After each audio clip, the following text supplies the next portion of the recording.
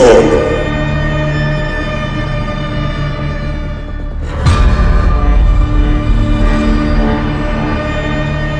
Yo! Salut à tous et bienvenue dans ce nouveau solo qui sera ce soir consacré à The Batman, réalisé par Matt Reeves.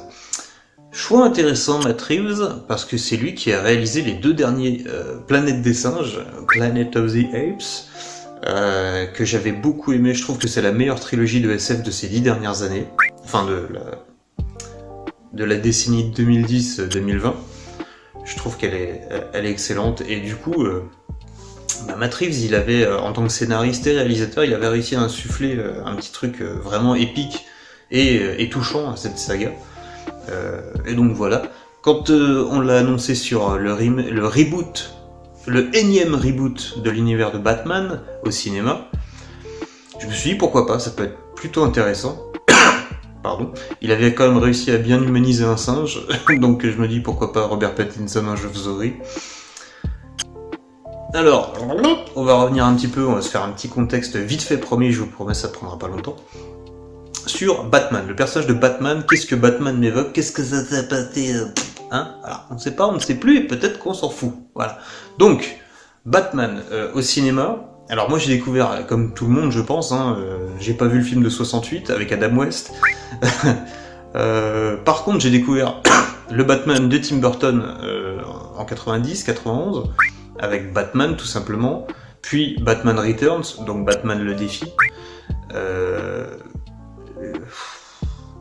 Je vais me faire haïr, je vais me faire détester. Je n'aime pas ces films. Voilà, je n'aime pas ces films, ils sont chiants, ils sont mous, ils sont longs. Et puis ils sont même pas centrés sur Batman. Vous regardez Batman dans le film, il est là 20 minutes quoi, sur 2h30. Donc c'est le film sur le Joker, c'est le film sur le Pingouin. Donc et un peu Catwoman. Et des fois dans le fond il y a Batman. Donc voilà, j'ai beaucoup de mal avec ces films. Ensuite les Schumacher, Forever et Batman et Robin, bon voilà, je les ai vus une fois à l'époque et plus jamais, je crois, peut-être. Et donc voilà, moi je suis resté sur vraiment la série de 92, la série de Bruce Timm je crois. Voilà, moi j'ai grandi avec ça, c'était ce que j'avais de Batman en tête, avec la voix de Richard Darbois en français. Et donc voilà, moi Batman pour moi c'était la série de 92 quand j'étais petit. Et arrive Batman Begins en 2005 de Chris Nolan. Et alors là, ouf, ça envoie du pâté ouzbek comme on dit. Univers bien plus réaliste, bien plus noir, ancré dans le réel tout simplement. Et là j'ai pas mal apprécié Christian Bale, je trouve qu'il était bon dans le rôle. Alfred, comment il s'appelle, Michael Caine en Alfred, c'est une petite perle. Et puis tout le casting, Gary Oldman en Gordon, tout ça machin, c'était top. On a Liam Neeson évidemment. Et puis 3 ans après, le chef-d'œuvre, The Dark Knight. Je mettrai un petit lien ici pour un MSK qui y est consacré. Mais je crois que je pourrais bourrer tout le film dans le MSK, tellement le film est génial. Donc voilà. Ensuite, on a eu le Rises avec Tom Hardy en Bane, oh yes que j'adore particulièrement. Même si c'est censé être un catcheur mexicain, là, Tom Hardy, il s'est accaparé le rôle, mais d'une façon folle. Il a des petites mimiques avec les doigts. Comme on voit que ses yeux, il a plein de petites mimiques de coups avec les doigts et tout ça. Génial. Bref, on tombe ensuite sur le Batfleck dans BVS, Batman v Superman. J'ai adoré le Batfleck. En termes de carrure, en termes d'intensité, en termes de personnage, de le présenter au départ comme un méchant qui pète un plomb en fait. Et cette violence dans les combats, il est incroyable le Batfleck. Il y en a plein qui l'aiment pas, mais bordel, ouvrez vos yeux quoi. Oui, mais dans le comics, on s'en bat les couilles, on parle cinéma. Vas-y, laisse-moi tranquille. Michael Keaton dans les 2 premiers Batman, c'est pas comme dans le comics non plus, donc arrêtez quoi. Et donc le Batfleck, ouais, lourd dans tous les sens du terme. Il est énorme. Et donc arrive The Batman de Matt Reeves, avec, à la surprise générale, un Robert Pattinson mais pourquoi? Ça a été la question, pourquoi? Et puis quand j'ai vu ça, je me suis souvenu, pourquoi Heath Ledger en Joker? Pourquoi? Voilà. Ben, la réponse elle est dans le film parce qu'il est incroyable en fait. Pourquoi Anne Hathaway en Catwoman? Parce qu'elle le vend super bien. Elle est géniale dans le rôle. Donc, pourquoi Ben Affleck dans le rôle de Batman? Ben, regarde le film du con. Et voilà. Donc, quand j'ai vu Robert Pattinson, je me suis dit, oublions Twilight, on va voir ce qu'il donne. Donc le film est sorti le 2 mars, je crois.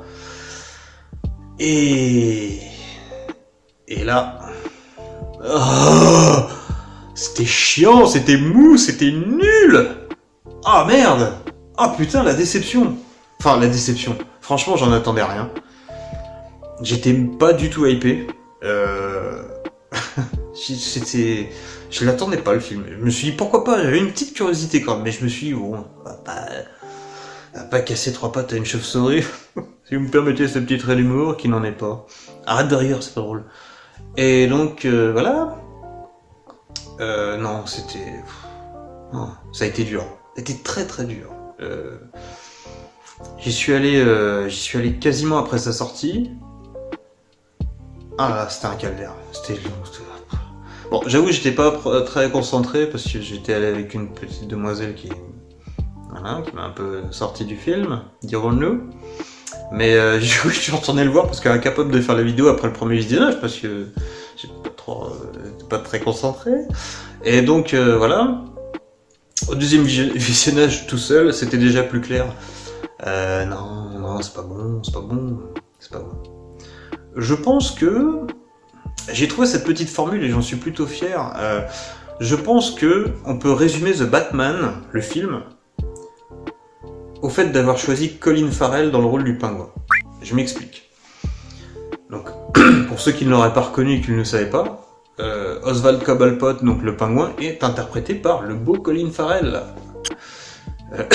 Oui, alors si vous l'avez pas remarqué, ça peut vous faire un choc évidemment, ce que je peux comprendre parce qu'il a eu des heures et des heures de prothèses, de mise de prothèses, de maquillage et tout, pour coller au pingouin, visuellement. Et donc, le costume du pingouin dans ce film, il est ultra bien fait. Artistiquement parlant, c'est un truc de fou, mais ça sert à rien. Et je pense qu'on peut dire la même chose du film The Batman. Artistiquement, il est fou. Visuellement, il est génial, mais le film, il sert à rien. Voilà. On a les mêmes enjeux, on a toujours les mêmes enjeux, parce qu'on est quand même à la 7ème itération de Batman. Ça commence à faire beaucoup. Déjà, à la 3ème itération de Spider-Man, j'en avais marre. Là, la 7ème itération de Batman, c'est bon, quoi, c'est bon. Parce que concrètement, de quoi ça parle, ce film? Ça fait 2 ans que le Batman existe. D'ailleurs, on va y revenir à ça parce que ça fait 2 ans qu'il existe. Les conséquences de The Batman, c'est The Riddler, donc interprété par Paul Dano, qui est en roue libre totale. Les 3/4 du temps ça passe, mais quand il commence à faire le fou, c'est ridicule. Il en fait des caisses, ça marche pas, c'est trop abusé. Bref, et donc la conséquence de Batman, c'est The Riddler.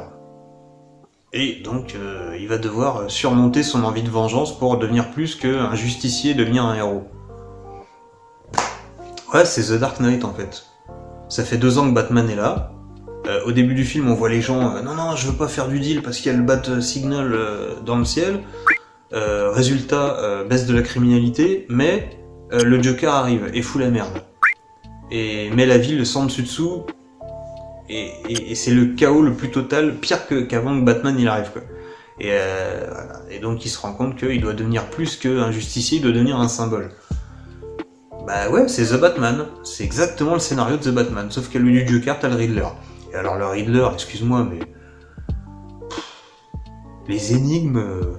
comment elles sont nazes, comment elles puent la merde. Ah non, franchement, les 3... franchement, la moitié des énigmes... tu les trouves direct. C'est ça. C'est pas pour me la raconter, hein, mais il y a des trucs, c'est tellement évident.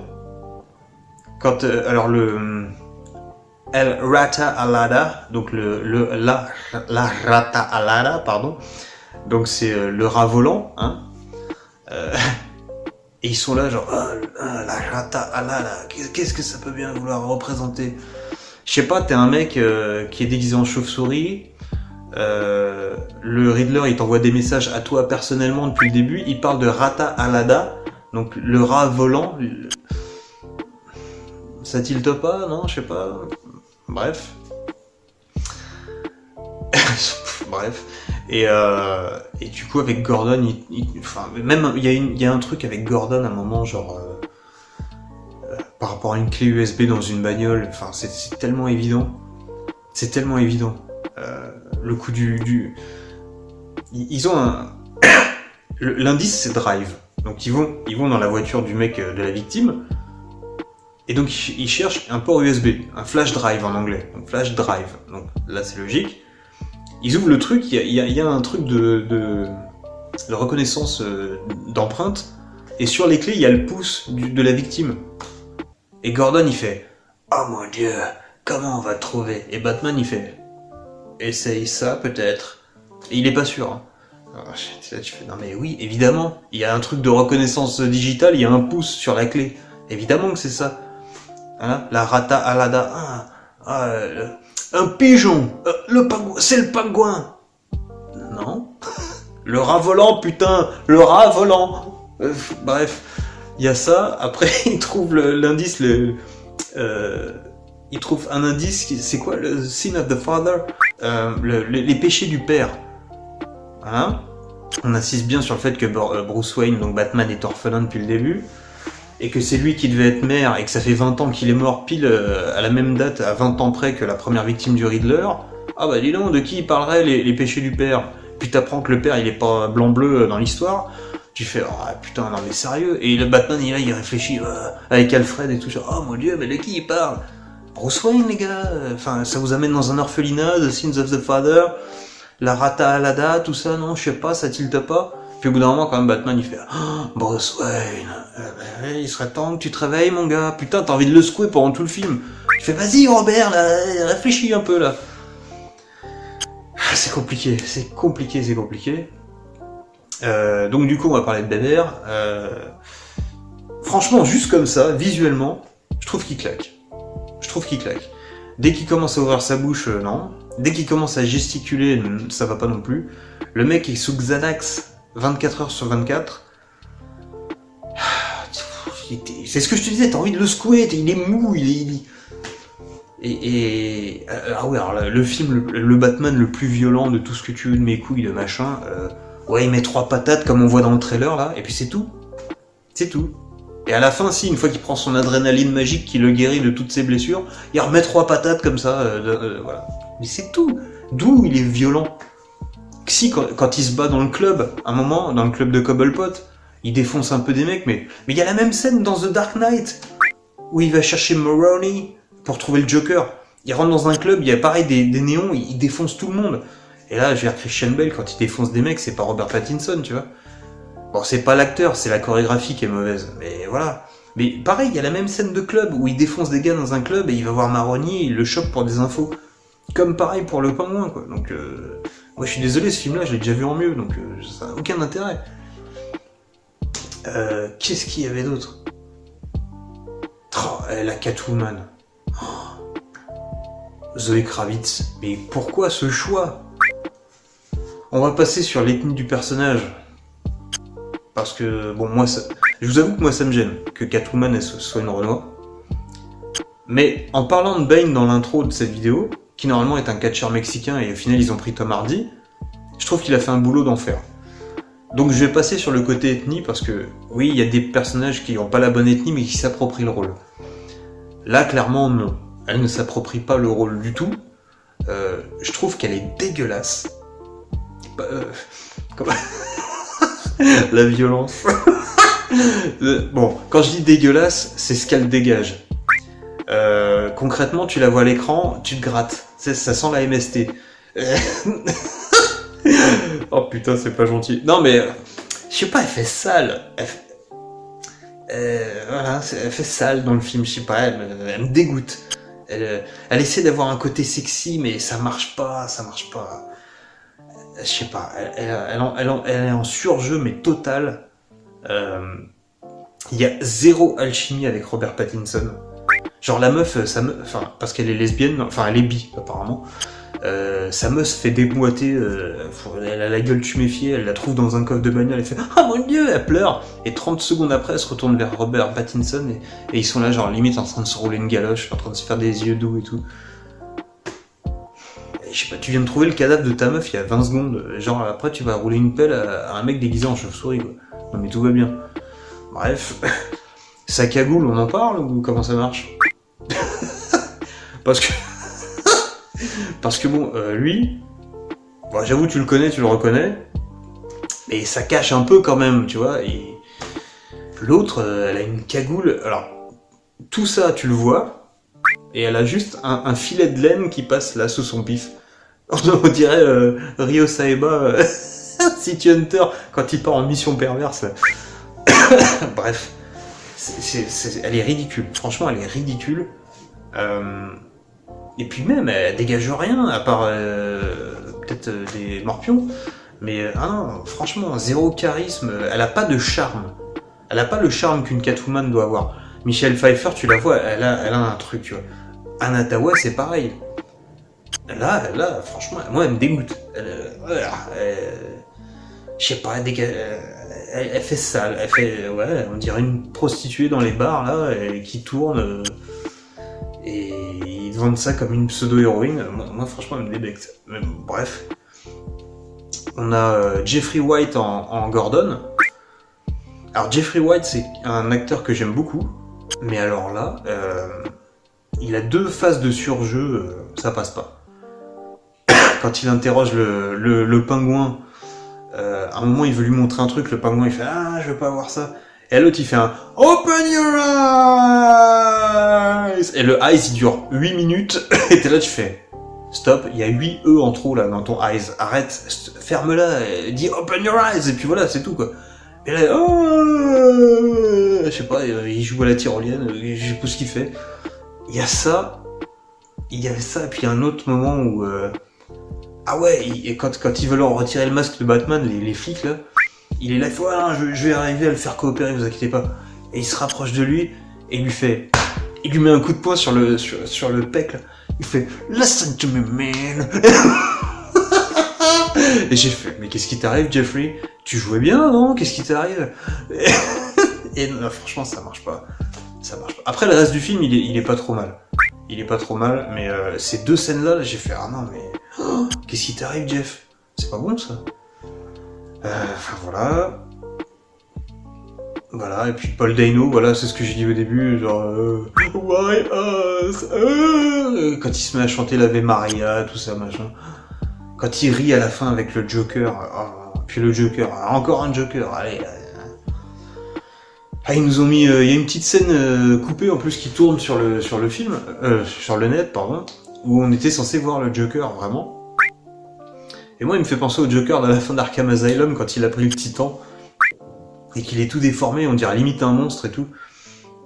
C'est l'acteur qui joue Druig dans The Eternals et qui fait le gamin qui meurt à la fin de Dunkirk. Et franchement, il a un truc. Franchement, il a un truc. Mais encore un Joker, quoi. Donc le Riddler, c'était une bonne idée. Je trouve que le côté énigme, il est mauvais. Je trouve que son introduction, elle est pas trop mal parce que t'es limite dans un film un peu d'horreur. Mais je trouvais que ouvrir le film sur l'Ave Maria et tout, machin, ça faisait un peu prétentieux. Je sais pas. Après, visuellement, je trouve que le film est, c'est ce que je l'ai dit au début, hein, le film est très très beau. Il y a une espèce de... Il y a une espèce de crasse autour de l'objectif, toujours là, sur les côtés de l'image, comme ça. Il y a une espèce de... Ouais, il y a... Le focus, il est fait au milieu de l'image, et sur tout le côté, t'as des espèces de crasse ou de distorsion d'image, pour donner un peu le côté crade de Gotham et tout ça, et l'ambiance glauque, tout ça. Je trouve que ça marche super bien. Au niveau de la photo, le film est magnifique. Il est magnifique. Il y a les coups de sang de Batman qui sont illustrés par la couleur rouge quand il est en mode I'm vengeance. J'en parle maintenant parce que j'ai oublié. Le I'm vengeance, ça me fait penser à la scène d'intro où tu le vois.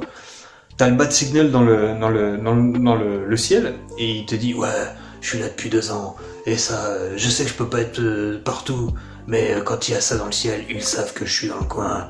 Et donc en fait, tu vois comme dans Dark Knight, hein, tu vois les criminels qui hésitent en fait à commettre des crimes parce qu'ils voient ils voient le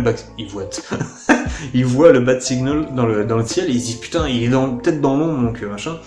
Et t'as des plans sur l'ombre et tout machin pour instaurer un peu la terreur que ressentent les criminels avec la musique de Giacchino là qui est magnifique pendant tout le film. Et à un moment, t'as un gang de malfrats qui veulent tabasser un mec, et t'as Batman qui sort de l'ombre. Et il dit, ça fait 2 ans que je suis là, et ça c'est pour prévenir les criminels et tout là.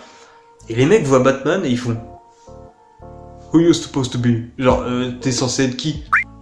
Et les mecs, genre, il y a Batman dans votre ville depuis 2 ans, qui casse la gueule à tout le monde toute la nuit, et vous le connaissez pas. Vous reconnaissez le bat signal en disant, oh, il est peut-être de sortie.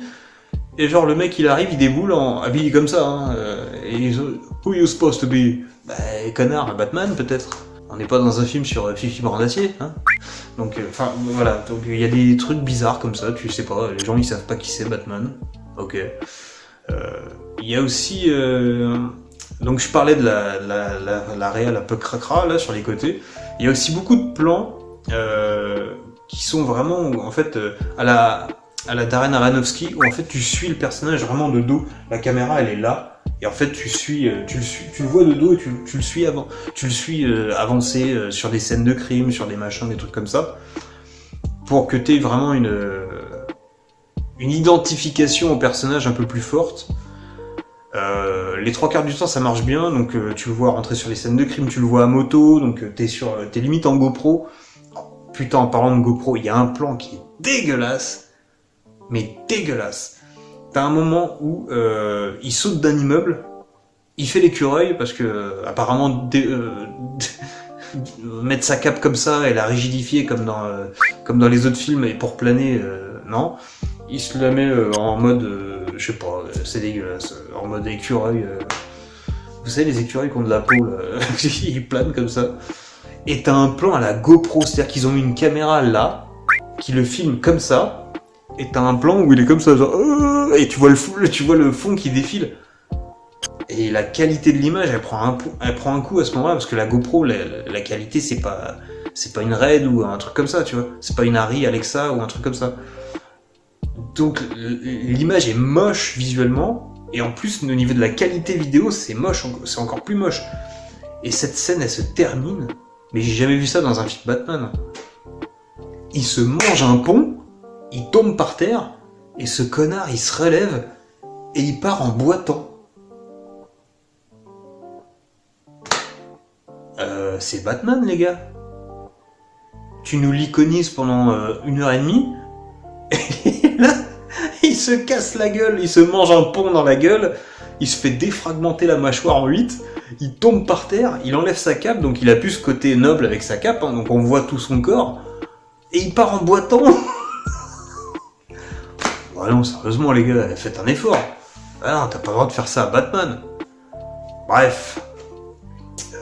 Qu'est-ce que je pourrais rajouter là, comme ça, tout de suite. En termes de réel, donc on a la GoPro, on a ça, on a l'image un peu crado. Je vais regarder un peu mes notes, pour voir si j'ai pas des trucs à rajouter.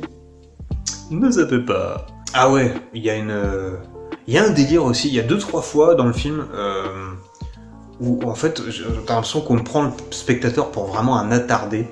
À un moment, ils écoutent une bande vidéo et ça parle de Maroni, donc un mec de la mafia. Et donc t'entends, il fait voilà, he's working with Maroni, ou un truc comme ça. Donc il travaille avec Maroni. Et Batman, il se retourne vers Alfred ou je sais plus qui, il fait he's talking about Maroni. Donc il parle de Maroni. Et là tu fais oui, merci, il vient de le dire, donc ferme-la, en fait, ta gueule. J'ai pas besoin que tu me répètes ce qu'on vient juste de dire il y a 2 secondes. J'ai compris, je suis pas un débile non plus, tu vois. Et en fait, il y a ça 2, peut-être 3 fois dans le film, de la surexplication comme ça, alors que tu viens juste d'avoir le truc, mais pourquoi tu me parles, pourquoi tu le répètes, on a entendu, en fait, on n'est pas stupide. Il faut croire qu'ils nous prennent un peu pour des cons, parce que s'ils ont besoin de nous le répéter comme ça, ah ouais quoi. Ils se disent, oh les mecs ils sont habitués à Marvel, ouais, on va pas y aller trop dur quand même, on va leur répéter les informations importantes.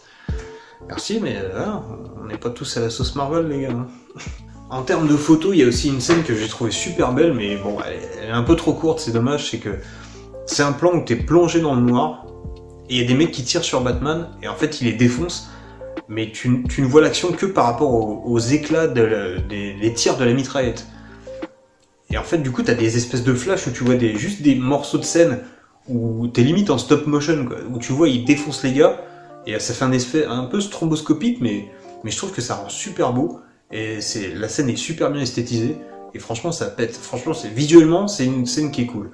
Et en termes de plan vraiment sympa, on a un plan où le Riddler au début tue un mec avec un objet, l'objet tombe par terre, et en fait on va avoir tout le plan qui est flou, même l'amorce du parquet qui est flou, et on va avoir l'outil qui va glisser sur le sol, et quand il va être proche de la caméra, le point va se faire sur l'outil,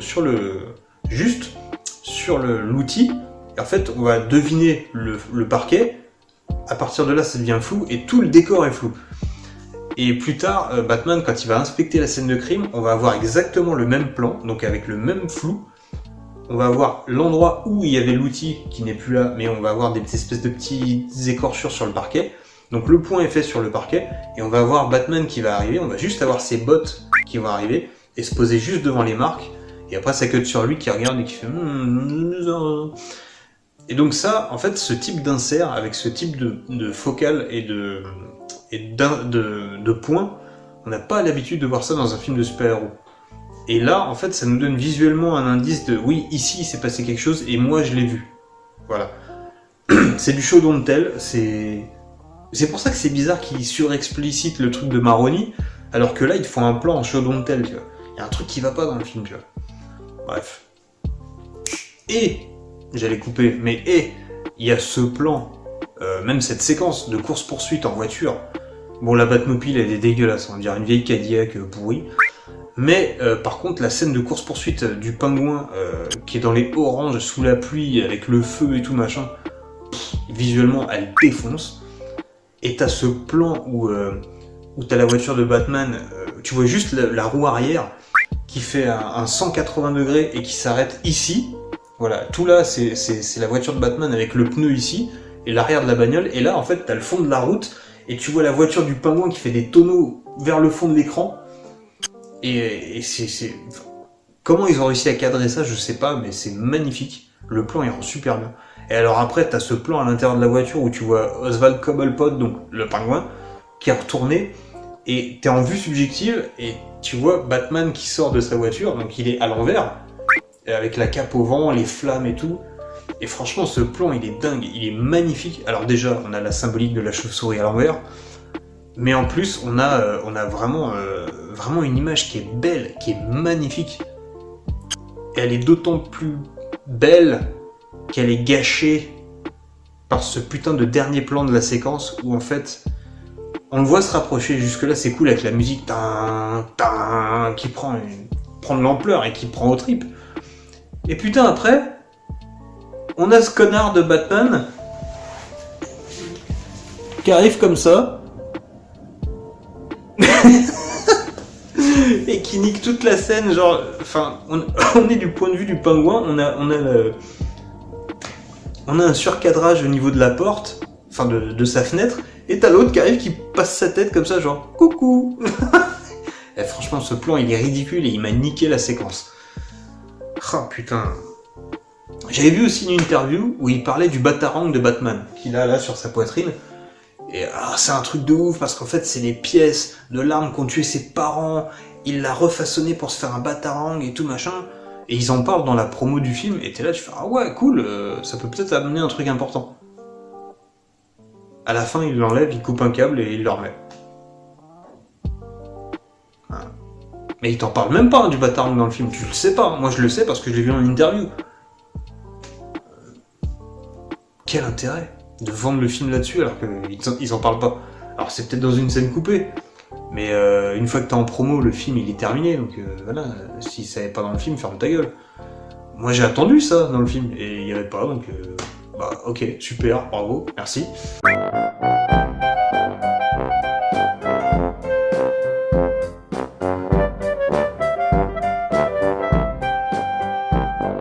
Ah ouais, il y a un truc aussi à un moment.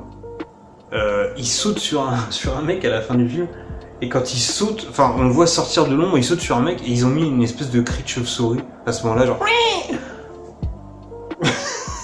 C'était ridicule. C'était ridicule. Il y a des choix dans ce film que je ne comprends pas. Il y a des trucs comme ça, incompréhensibles. Ouais, après il y a des trucs bizarres, genre le personnage de la mer Noire. C'est la mer Noire. de la Renoir qui se présente aux élections pour être maire. C'est la mer Noire. Et genre, enfin bref, ils te disent ouais, il va y avoir des attentats, machin, contre vous. Et l'autre a fait non, moi je veux faire mon discours. Elle monte sur l'estrade, elle se fait tirer dessus direct. Bah oui, connasse, on vient de te dire. Bref. Voilà, donc pareil, le parcours de personnage du Batman. I'm vengeance. Ouais, il tabasse des malfrats, il fait les mots dans sa tour là, avec Alfred. T'es pas mon père, avec son noir sous les yeux. Oh là là. Et puis à la fin, il se rend compte que quand il y a un méchant qui lui dit je suis la vengeance, pareil, il se dit ah mais en fait c'est pas bien. Peut-être que je devrais aider les gens au lieu de défoncer tout le monde. Sérieusement, t'as mis 34 ans avant de t'en rendre compte quoi. Voilà, franchement. Voilà, donc 7ème itération de Batman. Ces enjeux on les connaît.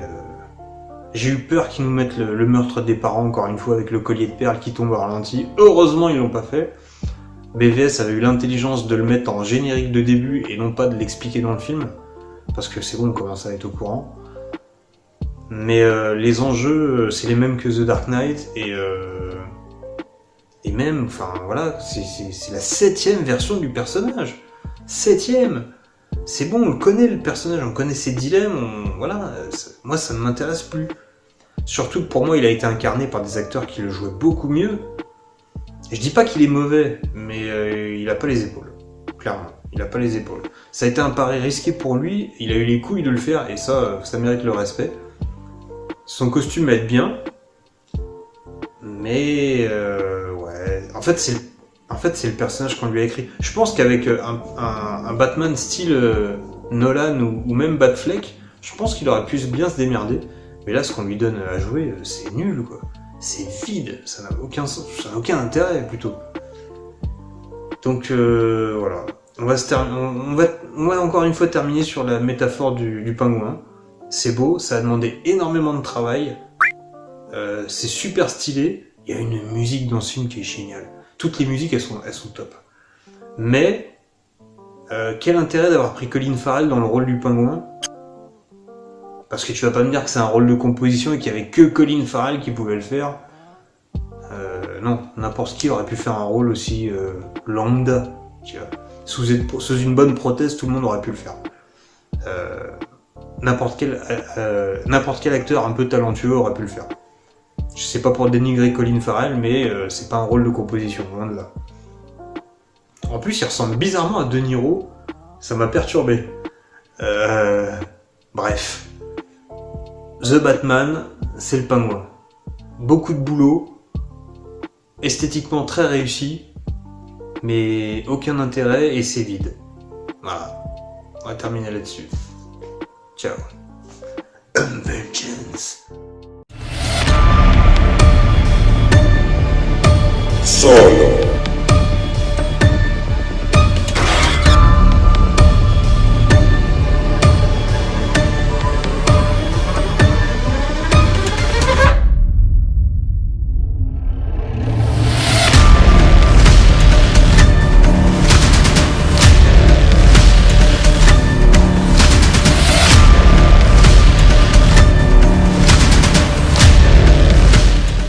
Super ce film, moi j'aime bien tout ce qui est DC, tout ce qui est Batman et tout ça. Donc voilà, moi j'ai kiffé le film, moi j'adore. Après, voilà.